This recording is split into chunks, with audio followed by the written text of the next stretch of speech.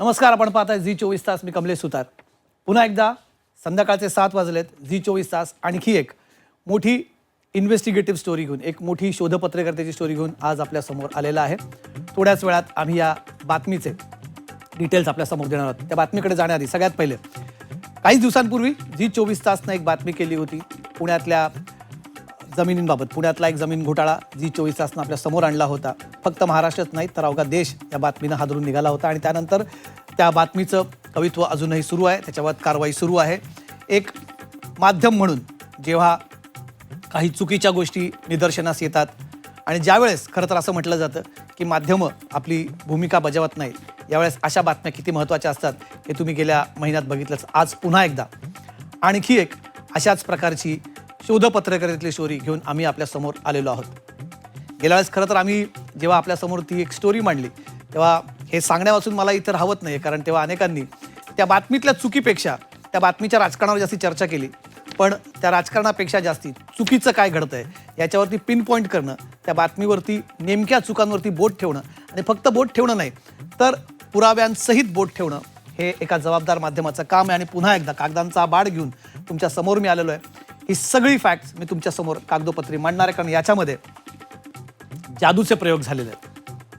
जादूचे प्रयोग म्हणजे नक्की काय तर बघा, तुम्ही आजच्या तारखेला तुम्ही काही लाख किंवा काही कोटी रुपये कुठल्याही स्कीममध्ये इन्व्हेस्ट केले तर त्याचे दाम दुप्पट व्हायला, त्यापूर्वी असायच्या ना पॉन्झी स्कीम्स, त्या पॉन्झी स्कीम्समध्ये सुद्धा जे दाम दुप्पट देतात की तुम्ही आज लाख रुपये टाकले तर वर्षभरात, 2 वर्षात, 36 महिन्यांमध्ये त्याचे दाम दुप्पट होणार, 5 वर्षात दाम दुप्पट होणार. दाम चौपट व्हायला किती वेळ लागू शकतो? सरकारी जर तुमच्या डोक्यावरती आशीर्वाद असेल आणि या जसं आम्ही म्हणतोय या कागदपत्रांमध्ये ज्या प्रकारचा एक आग्रह एका बड्या मंत्र्यांचा दिसून आलेला आहे, त्याच्यामध्ये दुप्पट नाही तर थेट चौपटपेक्षा अधिक पैसे झालेले आहेत एका व्यावसायिकाचे. अर्थात तो व्यावसायिकही राजकारणी आहे, त्यांच्याच पक्षाचा आहे आणि त्याचे हे पैसे चौपट व्हायला लागला आहे अवघा 9 ते 10 महिन्यांचा अवधी. 9 ते 10 महिन्यात 58 कोटींचे झालेत 213 कोटी, तब्बल 213 कोटी फक्त कागदोपत्राशी हलवली गेली आहेत. यंत्रणा हलवल्या गेलेल्या आहेत. यंत्रणा अगदी वायूच्या वेगाने. एखादा सामान्य माणूस जेव्हा सरकार दरबारी जातो तेव्हा त्याला सांगतात की सरकारी काम काय 5 महिने थांब, 6 महिने थांब किंवा वर्षभर थांब, त्याचं काम व्हायला फार वेळ लागतो. पण जेव्हा लाखो किंवा कोटींचे व्यवहार असतात आणि त्याच्यातून समोरच्या व्यक्तीला फायदा मिळतोय हे दिसत असताना सुद्धा यंत्रणा त्याच्याकडे कानाडोळा करते का, किंवा यंत्रणा त्याला त्यासाठी मदतच करते का, या सगळ्यांचा जो एक सारांश आहे तुम्हाला या बातमीमध्ये बघायला मिळणार आहे. त्या बातमीमध्ये तुम्हाला फक्त आपल्या अधिकाराचा वापर कशा प्रकारे सरकारी चौकटीत राहून केला जातो आणि एक प्रकारे धूळफेक केली जाते की काय अशी शंका उपस्थित करावी, अशा प्रकारचे आरोप उपस्थित होत आहेत. ह्या सगळ्या गोष्टी अगदी आम्ही तुम्हाला क्रोनॉलॉजी सहित तुमच्या समोर मांडणार आहोत. सुरुवात करतो या मोठ्या बातमीला, ज्याला आम्ही म्हणतोय ऑपरेशन खैरात. होय, खैरातच, किंवा तुम्ही त्याला खिरापत म्हणा, ही वाटली गेलेली आहे. एका मंत्र्यांच्या आशीर्वादानंच आपण झालं असं म्हणू शकतो या क्षणाला, कारण यामध्ये या संपूर्ण प्रकरणामध्ये त्या मंत्र्यांचा आग्रह आपल्याला वारंवार दिसून येणार आहे. तो कसा होता, ही सगळी प्रक्रिया कशी झाली हे मी तुम्हाला सांगणार आहे. आणि हा मंत्री हा राज्य सरकारमधला कुठला छोटा मंत्री नाहीये, तर अत्यंत मोठ्या हुद्द्यावर असणारा सत्ताधारी पक्षाचा एक सदस्य आहे. महाराष्ट्राच्या राजकारणात गेली अनेक दशकं हे मंत्री महोदय आहेत आणि कशा प्रकारे हा सगळा व्यवहार झाला आम्ही सांगणार आहोत आपल्याला आज या ऑपरेशन खैरातमध्ये.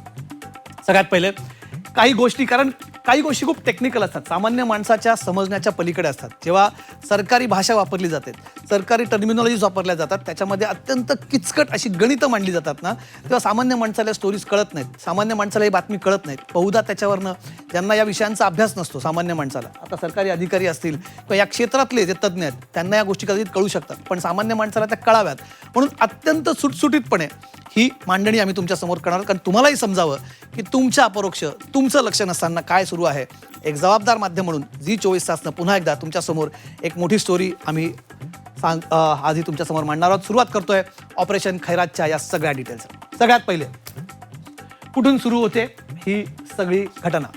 माझ्या मागे तुम्हाला मी काही आता कागदपत्र आणि काही डॉक्युमेंट, ही सगळा हा नकाशा बघा.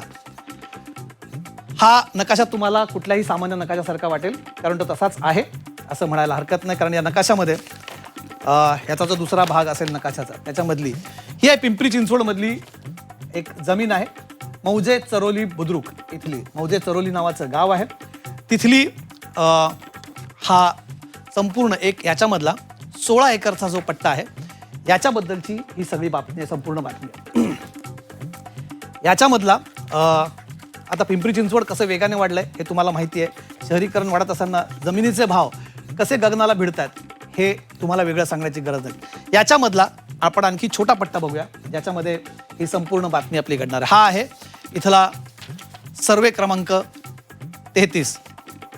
सर्वे क्रमांक 33 इथे जो दिसतोय तुम्हाला 16 एकरचा साधारणपणे हा पूर्ण लँड पार्सल आहे. 16 एकरची साधारणपणे ही जमीन आहे आणि याच्यामध्ये इथे एक STP आहे, सुवेज ट्रीटमेंट प्लॅन, अर्थात मलनिसारण केंद्र, जे इथे एका जमिनीवरती उभारलं गेलेलं आहे आणि ज्याचा उपयोग हा सरकारने आपल्या जनतेच्या सेवेसाठी करावा आणि पब्लिक युटिलिटी म्हणून जनतेच्या उपयोगासाठी आणण्यात येणारा प्रकल्प म्हणून इथे आहे. अर्थात ही जमीन आहे खाजगी मालकाची. या खाजगी जमिनीवरती हा प्रकल्प इथे उभा करायला सुरुवात झाली 2008 साली. बारकावे सगळ्यांनी लक्षात घ्यावे, प्रेक्षक जी बातमी पूर्ण बघतात या सगळ्या बारकाव्यांचे तुम्हाला संबंध पुढे जोडले जाणारे सगळे बिंदू जे आम्ही ते तुमच्यासमोर मांडतोय हे सगळे बिंदू तुम्हाला कसे जोडले जातील पुढे हे तुम्हाला कळणार आहे आणि कशा प्रकारे या जमिनीच्या या व्यवहारामधले हे सगळे फॅक्ट्स आम्ही तुमच्यासमोर मांडणार आहोत. एक, इथे 2008 साली या सुवेज ट्रीटमेंट प्लॅनची सुरुवात झाली. ही जमीन होती महाराष्ट्रातलं परिचित नाव आहे, एक उद्योजक आहेत BVG ग्रुपचे हनुमंत गायकवाड यांच्या मालकीची ही जमीन आहे आणि त्यांनी ती जमिनीचा वापर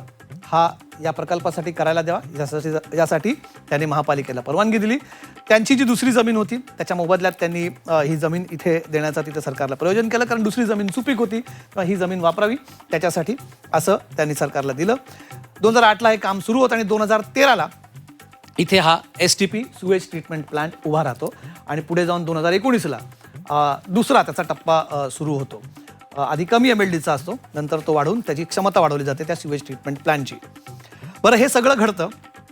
याच्यानंतर पुढे अनेक वर्ष काहीच घडत नाही. या 16 एकर जमिनीवरती कोणाची नजर पडत नाही. हनुमंत गायकवाड यांच्या या दुसऱ्या जमिनीवरती, कारण इतर जमिनी तिकडे सुपीक होती, त्याचा त्यांनी व्यावसायिक त्याचा लाभ घेतला असेल किंवा त्याचा व्यावसायिक वापर केला असेल.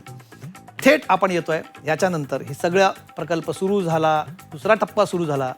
त्याच्यानंतर आता आपण येऊया थेट 2024 मध्ये. 2024ला याच्यात एका नवीन पात्राची एंट्री होते. हे पात्र आहे एक कंपनी आहे कॅल्कॉन इन्फ्रास्ट्रक्चर. कॅल्कॉन नावाची कंपनी आहे ही. या कॅल्कॉन कंपनी ही जमीन विकत घेण्यासाठीचा एक व्यवहार, एक मेमोरँडम ऑफ अंडरस्टँडिंग, एक सामंजस्य करार करते BVG यांच्या कंपनीसोबत. कॅल्कॉन ही कंपनीचे मालक आहेत निलेश कलाटे आणि राहुल कलाटे. पिंपरी चिंचवडमधले प्रसिद्ध राजकारणी आहेत ते. त्यांची ही कंपनी आहे. ते 58 कोटीला साधारणपणे त्यांचा जमिनीचा व्यवहार ठरतो आणि या जमिनीच्या व्यवहाराच्या अनुषंगाने ही जी मागे कागदपत्र दिसत आहेत ही त्याच्या अनुषंगाने एक 10 कोटी रुपयांचा तिथे एक आगाऊ रक्कम तिथे दिली जाते आणि हा व्यवहार तिथे सुरू केला जातो. आणि पुढे नंतर जानेवारी 2025 पुढच्या आपण टप्प्याकडे जाऊया. पुढची महत्त्वाची कागदपत्र जी तुमच्यासमोर आहे. जानेवारी 2025ला हा संपूर्ण व्यवहार पूर्ण केला जातो आणि साधारणपणे 58 कोटी रुपयाला साई रियाल्टी नावाची जी कंपनी आहे हे हनुमंत गायकवाड यांची, त्यांच्यामध्ये आणि कॅल्कॉन या कंपनीमध्ये ज्याचे मालक निलेश कलाटे आणि राहुल कलाटे यांच्यामध्ये हा व्यवहार केला जातो आणि साधारणपणे हा 58 कोटी रुपयांचा व्यवहार इथे केला जातो.